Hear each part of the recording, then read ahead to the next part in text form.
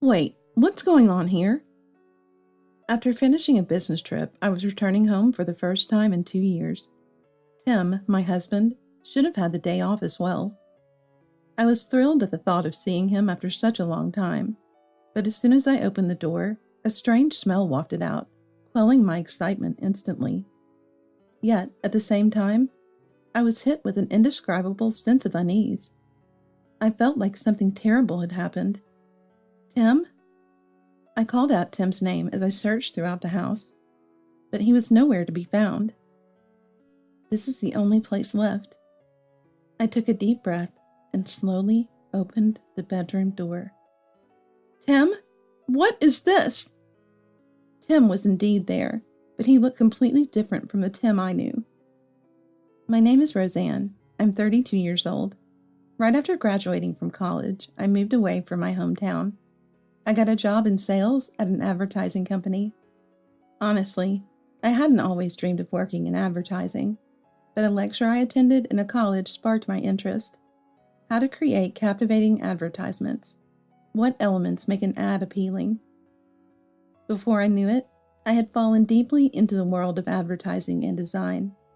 As I was preparing for job hunting, it was natural for me to focus on entering the advertising industry.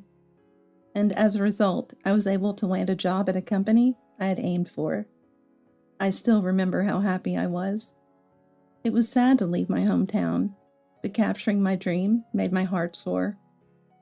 However, once I started working, I quickly realized that the job was much harder than I had anticipated. It wasn't that I had underestimated it, but still, the reality was starkly different from what I had imagined. Field work, creating documents, there was a lot to do, including communicating with clients, leading to lots of overtime, working on holidays, and business trips, all of which made for a tough experience. I think what saved me was that everyone at the company was kind. Eventually, I started to wonder, is this really what I want to be doing? But then, someone who would support me through it all appeared. This happened about 2 years after I started working. I went to a drinking party I was invited to by a colleague, but couldn't quite fit into the conversation, and ended up drinking quietly by myself when a man approached me. Are you okay? Are you here alone? Yes, I'm fine. That man was Tim, who would later become my husband. Tim noticed me drinking alone and went out of his way to strike up a conversation. You looked a bit lonely. Would you like to join me for a drink? I'd love to. At my response, Tim smiled kindly. As we talked, I found out that Tim also worked in sales. From then on, our conversation, filled with work complaints, took off, and we hit it off completely. We exchanged contact information and made plans to go out for dinner together. Who would have thought that a casual participation in a drinking party would lead to making a connection with the opposite sex, let alone meeting my future husband, which I still consider to be almost a miracle. A week later, the day came for Tim and me to meet alone. Honestly, I was feeling a bit gloomy. That's because at that time, the alcohol made everything seem okay. But meeting without drinking, I wondered, would our conversation be just as lively? With a bit of anxiety, I met up with Tim, and then we entered the restaurant he had reserved. To my surprise, I had a wonderful time with Tim. He was truly a gentleman, interesting to talk to, and seemed like the ideal man. Roseanne, you're a wonderful person. Oh, to say I'm wonderful. Compliments that people usually hesitate to say directly, he would utter without a hint of embarrassment. Before I knew it, I found myself thinking about Tim. After that, Tim and I started to see each other frequently, and on our third date, he confessed his feelings for me, and we became a couple. The time I spent with Tim was truly happy. Thanks to him, I was able somehow to manage the difficult job. Are you okay? Not too tired? Yeah, thank you. I tried not to show my fatigue in front of Tim, but it seems he knew everything. He always took care of me, hugging me gently each time. 2 years into such a life, Tim finally proposed to me. Of course I accepted his proposal, and Tim and I became husband and wife? I will definitely make you happy. The smiling face of Tim saying that is something I can never forget. After that, we completed our family meeting and registered our marriage. Tim's mother, Marcia, is a very kind person, which was reassuring. His father had already passed away.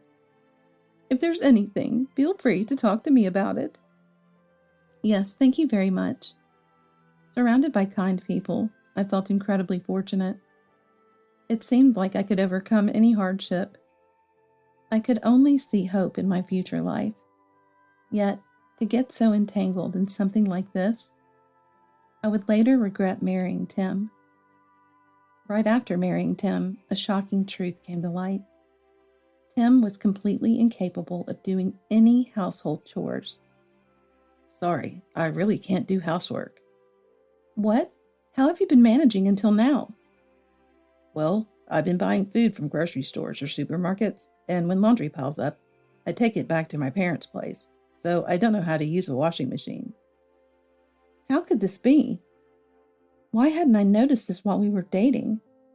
Whenever I visited Tim's house, it was always tidy, hardly the home of someone incapable of housework.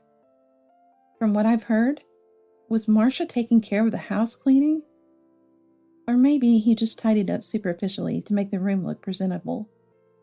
Since then, I started teaching Tim how to do household chores.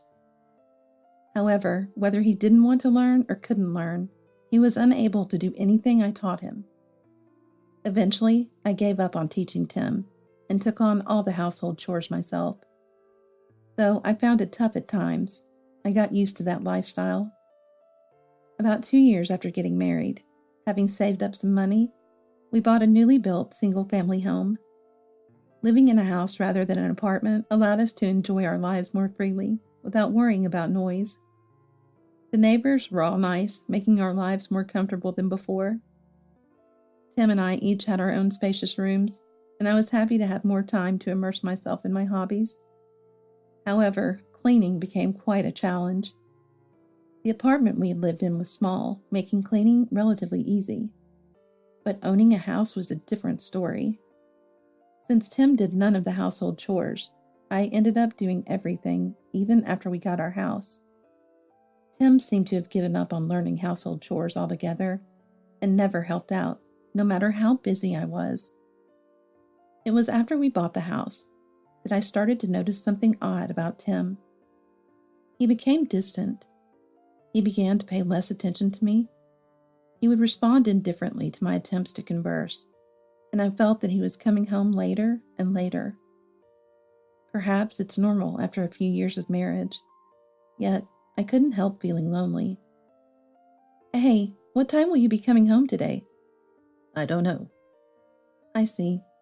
Oh, here's your lunch. Rather than anger, I was swirling with feelings of sadness and anxiety. Had I unknowingly done something to make Tim dislike me? But no matter how much I thought about it, I couldn't pinpoint anything specific. Tim hadn't complained about anything to me, so maybe it wasn't something I needed to worry about. Eventually, I started to think that it was just Tim's true nature.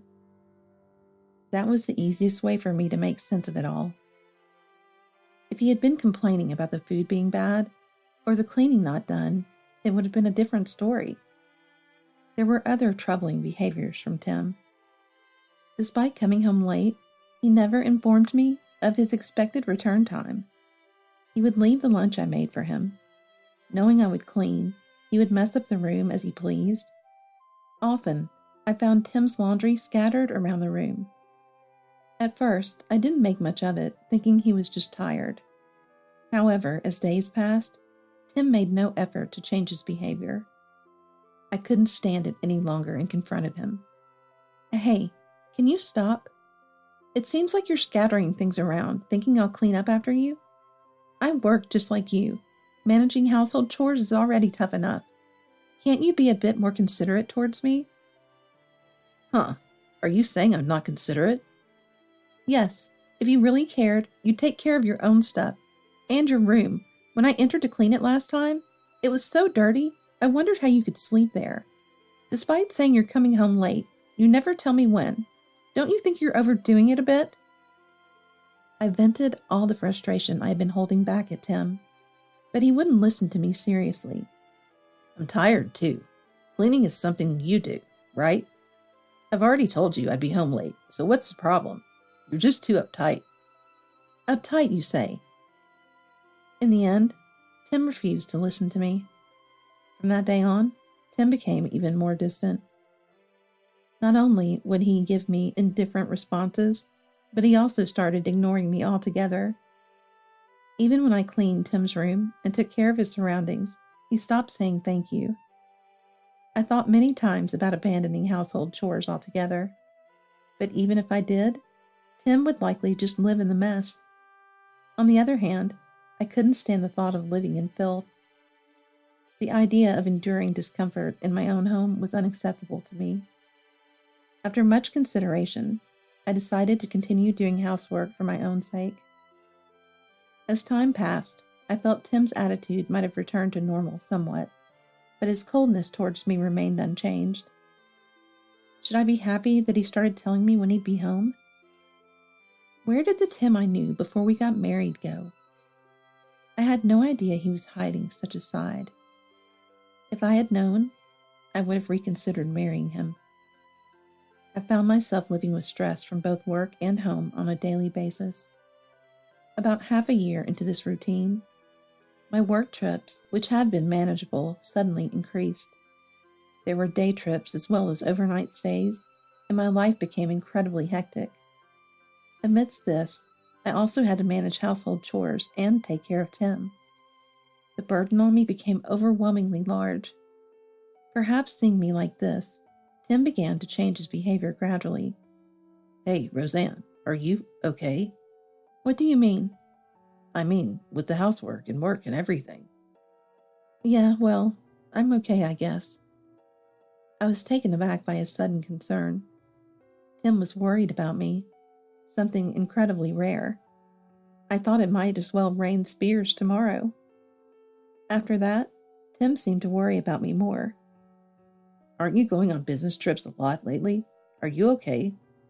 Yeah, I'm okay. It's tough, but it pays well. If you say you're okay, then that's good. Was he hiding something? Or was he genuinely concerned? I had my doubts, but the fact that Tim showed concern made me happy. Still, Tim's late returns continued as usual. Hey, why are you coming home so late these days? Is it that often? I have my reasons, overtime, socializing with the boss. I see. Sure, the pay stub showed overtime pay. I could somewhat accept that he was out drinking with his boss, but it still felt excessive. Could Tim be having an affair? That thought crossed my mind. However, I couldn't see Tim as someone who would do such a thing. Despite everything, somewhere in my heart, I still trusted him. I couldn't understand why I was so convinced that Tim would never cheat. Even as my business trips increased, Tim made no effort to do household chores. Tim, who couldn't even heat up a retort curry, resorted to instant noodles or eating out. When I was away for long periods, he would specifically ask Marcia to come over. I had hoped he would learn to fend for himself during these times, but it seemed he had no such intentions. Rather than have the house get dirty, it felt safer to have Marcia over, but this surely increased her burden. I'm sorry for causing you trouble because of my frequent trips. It's okay, Roseanne, it's not your fault. But it's about time Tim learned to do household chores properly. I'm worried about the future. Well, I can teach him any time, but... Yes, you're right. I'll speak to him too. Will you? Thank you. Marcia's words were kind, but her tone seemed somewhat cold. Of course, Tim had no idea Marcia and I had such conversations. He continued to lounge on the sofa, watching TV as if nothing was different. This show is really interesting. Forgetting I was in the kitchen, Tim called out to me. What show? Oh, sorry. Were you washing the dishes, Roseanne? Even as he said this, there was no sign of remorse in his demeanor. Initially, this attitude of his infuriated me, but now I've grown completely accustomed to it. I find it sad that I've come to accept this. However, the day when this way of life would end finally arrived. One day, I was offered an opportunity to go on an overseas business trip. It was a stressful job, but it also offered a sense of fulfillment. I could have declined, but I decided to accept it as a challenge. The duration of the trip was to be 2 years. During this time, I hoped Tim would either go back to his parents' home or try his best to manage the household chores on his own. When I told him about the trip that night, he was shocked. "You're going on a trip for that long?" "Yeah, I could have said no, but I wanted to give it a try. It means I'll be putting a lot of burden on you, though." It was certain that we wouldn't see each other for a while. I would have been happy if you felt even a little sad about it, but it seemed Tim didn't have much of such feelings. "Got it. Do your best. I'll manage somehow on my own." He said this with a broad smile. "Are you sure you'll be okay?" "Yeah, I'll be fine." His reaction made it seem like he couldn't wait for me to leave. Months after the overseas trip was announced, the day to depart finally arrived. "Are you really okay?" "Don't worry about me. If anything happens, I'll just ask Mom for help." "Right." "Are you sure you're not running late?" "Oh, I might be. I need to go now." It appeared Tim really wanted me to leave quickly. He probably wanted to enjoy some time alone. I was honestly upset, but there was no time for complaints. I bid Tim farewell and left the house. For the next 2 years, I worked overseas. Despite the challenges, it was an enjoyable experience that enriched my life. This experience will serve as nourishment for my life. I was convinced of that. Even while I was abroad, I kept in regular contact with Tim. Hearing he was getting by with March's help brought me relief. Initially, our main form of communication was through phone calls, but gradually we shifted to exchanging emails. From his messages, I could tell Tim was doing well, which meant I didn't have to worry too much. 2 years later, my assignment ended, and I was finally able to return home. I was excited about the prospect of seeing Tim again. My steps were light with anticipation. He was supposed to have the day off, so I expected him to be home as usual. I wanted to hear about his life during my absence and share my own experiences. With excitement, I unlocked the front door. But my excitement quickly vanished. A nauseating stench wafted through the air. The odd sensation made me break out in a cold sweat instantly. I felt something was terribly wrong. I set down my luggage and began to explore the house. Where was the source of the smell? Where was Tim? My hands trembled as I opened each room's door. Finally, I opened the door to Tim's bedroom. What is this? I couldn't believe the scene before my eyes. What in the world? To my shock, there was Tim, mummified.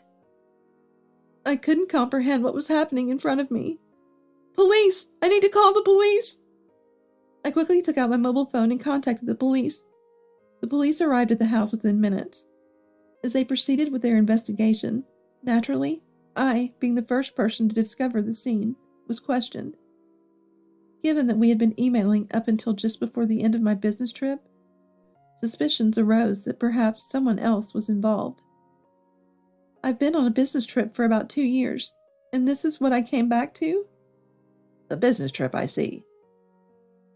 If the trip seems curious, you can verify it with my company. I truly just returned. So, can I show you my plane ticket and other evidence? May we see that, please? I complied with the police's request, providing them with contact information from my company and evidence like my plane ticket. As a result, they believed my story to be true. But this led to more perplexing questions. Who had been replying to my emails? It was odd that Tim hadn't sought help from anyone until his demise, and it seemed likely someone from work would have visited the house before things got to this point. I shared these concerns with the police and showed them the emails as evidence. Indeed, there's been recent correspondence. What does this mean? The more I thought about it, the more my mind reeled. The police seemed suspicious as well and decided to launch a full investigation. When the initial discussion was over, I suddenly remembered Marcia. I spoke to the police and then immediately contacted Marcia. Marcia, Tim is... As I explained the situation, Marcia's voice shook. Is that true? Oh my! Yes, I've called the police and they're investigating now. Understood. I'm coming over right now. Marcia hung up and arrived at our house within 10 minutes due to the proximity of our homes. Tim! Please try to stay calm. How can I stay calm when my son is dead? Marcia tried to push past the police to get to Tim. Understandably, losing one's son is a profound sorrow, a fact even I, who have no children, can grasp.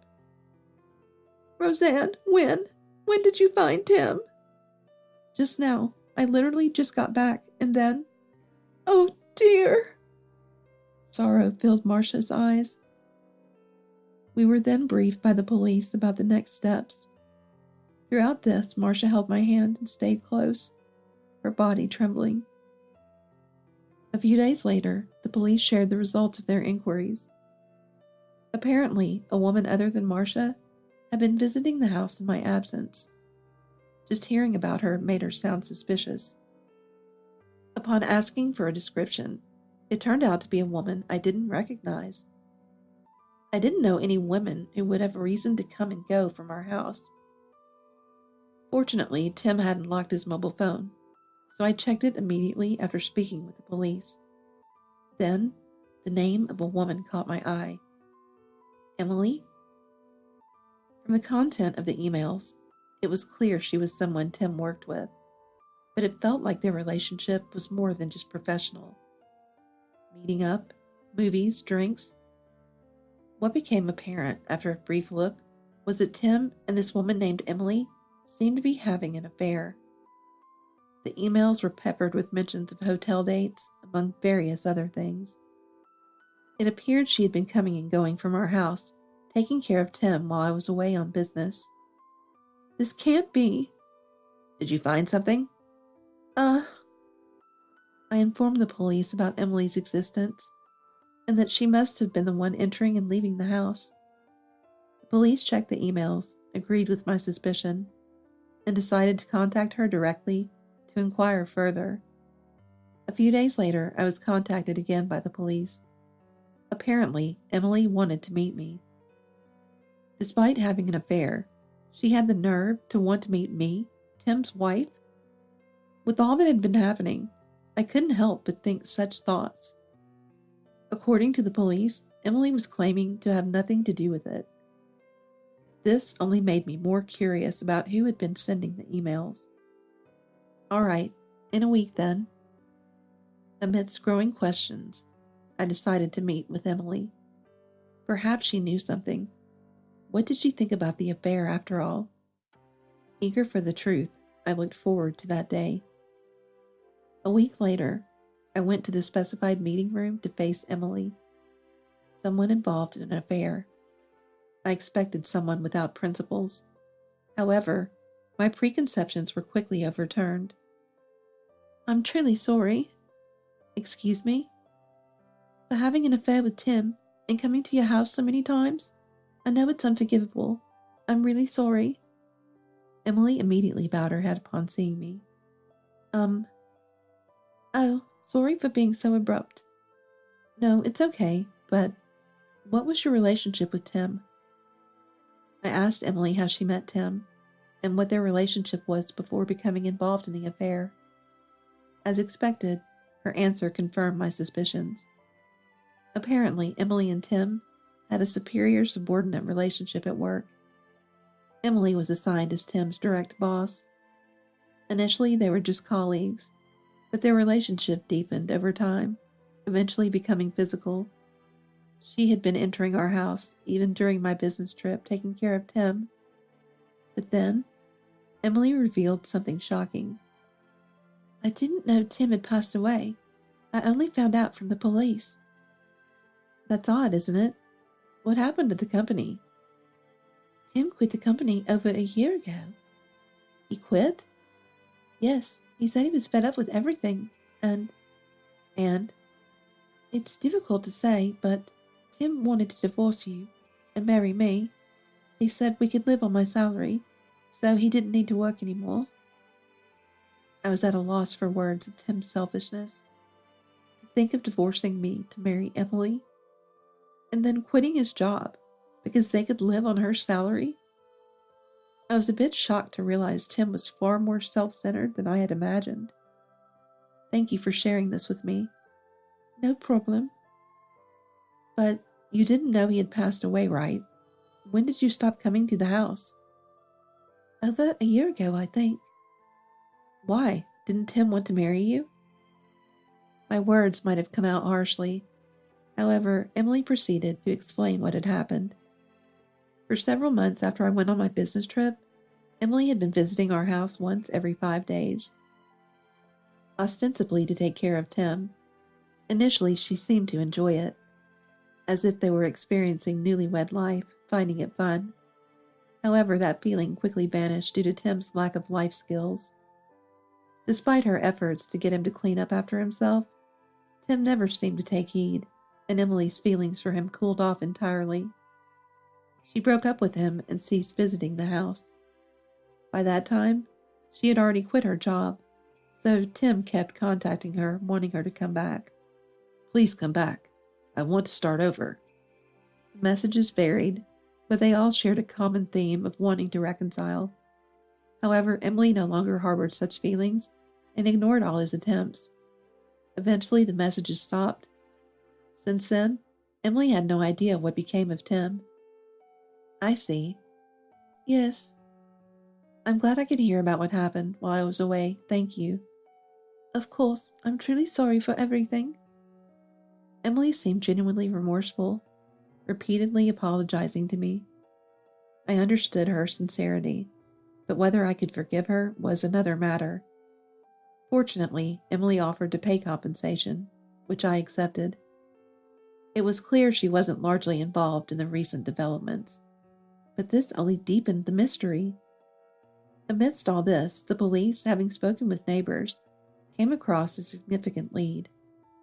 Apparently, a few days before I returned home from my trip, someone saw Marcia entering our house. With this eyewitness account, the police began to view Marcia with suspicion. If true, Marcia must know something. Curious, I checked Tim's mobile phone again and reviewed the emails. Until now, it hadn't occurred to me that Marcia might know something, so I hadn't checked her email specifically. Looking back, I realized, had I reviewed all the emails from the beginning, things might not have escalated to this point. I went through each email carefully. One particular email caught my eye. Are you feeling unwell? Around the time Emily left him, Tim fell ill. In such a condition, unable to seek help from Emily or me, Tim reached out to Marcia. However, Marcia's response was indifferent. Figure it out on your own? Furthermore, Marcia had made remarks suggesting she was tired of taking care of him. I'm tired of looking after you. I don't care what happens to you. It was hard to believe that Marcia, who seemed to care deeply for Tim and was profoundly saddened by his death, could say such things. But it was clear Marcia was involved somehow. Seeing Marcia's emails confirmed my suspicions. After presenting these emails to the police, it was decided to bring Marcia in for questioning. The police contacted Marcia, and a meeting was arranged at the police station for a later date. I was allowed to be present, so I decided to attend. Upon arrival, Marcia seemed upset. Isn't the culprit caught? What about that woman who was taking care of Tim? Calm down, please. After being cautioned by the police, Marcia glared at us with crossed legs. The police then explained that neighbors had seen Marcia visiting the house until recently and discussed the emails. Neighbors saw me. There's no proof of that. That woman is far more suspicious than I am. But you were entering the house until recently, weren't you? Where's the proof? We've heard from not just one, but several neighbors. How do you explain that? Marcia seemed increasingly frustrated, angrily retorting to the police. Watching her, I became even more convinced of her involvement. Marcia, are you sure you don't know anything? I don't know anything. Is that true? How long did you continue visiting that house? I don't remember. What about the testimonies from the neighbors? Are you suggesting the police are lying? Or that the neighbors have conspired against you? That's right. I don't think there's any reason for them to go out of their way to frame you, Marcia. Unless, do you have any reason to believe the neighbors would do such a thing? Despite being obviously suspicious, Marcia claimed to know nothing. Irritated by her attitude, I pressed her hard. Eventually, after initially insisting on her innocence, Marcia finally admitted to a shocking truth. Yes, I abandoned Tim. Are you happy now? Marcia! Because he was annoying. I had somewhat understood, but it turns out Marcia was the one who abandoned Tim in that state. The reason being simply that she found him annoying, a shockingly selfish reason. Annoying? I was tired of him always relying on me. Just when I thought he had finally married, he started depending on me for every little thing again. He wouldn't learn to do any household chores, always leaving everything to others. I looked after him because I was supposed to be his parent, but honestly, I hated it. Then, when he got sick and asked me to come over, I saw it as an opportunity, so I left him alone. Next thing I knew, he was gone. Marcia shared her feelings about Tim in a detached manner. But these were not the emotions of parents should have for their child. They were twisted feelings. So, you were the one replying to my emails? Yes, that was me. I thought if I suddenly stopped replying, you would worry. I knew it would come out eventually, but I thought it might buy some time. You knew it would come out? Of course. But then this Emily person appeared. I thought maybe I could pin the blame on her, but that didn't work out. Marcia seemed frustrated. I couldn't believe Marcia had abandoned Tim. While part of me couldn't believe it, I remembered something she said before my trip. We need to teach him household chores, or I'm worried about what will happen in the future. Perhaps Marcia had already disliked Tim by then. To try and pin the blame on someone else? Well, I had no other choice. I didn't want to deal with the police. If Emily had taken all the blame, I wouldn't have had to come here. That's too selfish. Even if my frequent business trips increased your burden, you didn't have to abandon him. Shut up. You don't understand how I feel. Marcia lashed out at me, as if venting all her frustrations. But I stood my ground. I understand some of your feelings, Marcia. Tim never learned to do any chores and always made a mess. And then there was the affair. I was furious too. But there's a line you don't cross. What you did is a crime. This fact will follow you for the rest of your life, won't it? As I earnestly spoke to her, Marcia seemed to realize the gravity of her actions. She would have to live with the fact that she abandoned her son. The weight of that realization. This will follow me.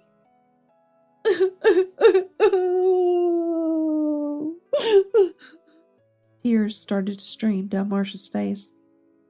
I did such a thing. Please, think about what you've done. As I said this, Marcia nodded weakly. And soon after, she was taken to another room. Surrounded by police, Marcia, being moved, looked smaller than ever. Eventually, Marcia was arrested for neglecting Tim's corpse. The exact charges she will face are yet to be determined, as the trial is pending. Hearing Marcia's story, I couldn't help but feel some sympathy. I too had been exasperated by Tim's actions countless times, but there are limits to what is acceptable. I hope Marcia truly reflects on her actions. After Marcia's arrest, I moved out immediately. Somehow, I just couldn't bear to stay in that house any longer. Now I live alone in a nice apartment. Doing chores and laundry for just myself is much easier, but I can't help but have lingering thoughts about Tim. If this had been a divorce, perhaps, I could have moved on more clearly. But to part ways like this, losing a husband in such a manner, has made me realize how much I truly cared for Tim. To distract myself from these futile feelings, I immerse myself in work every day.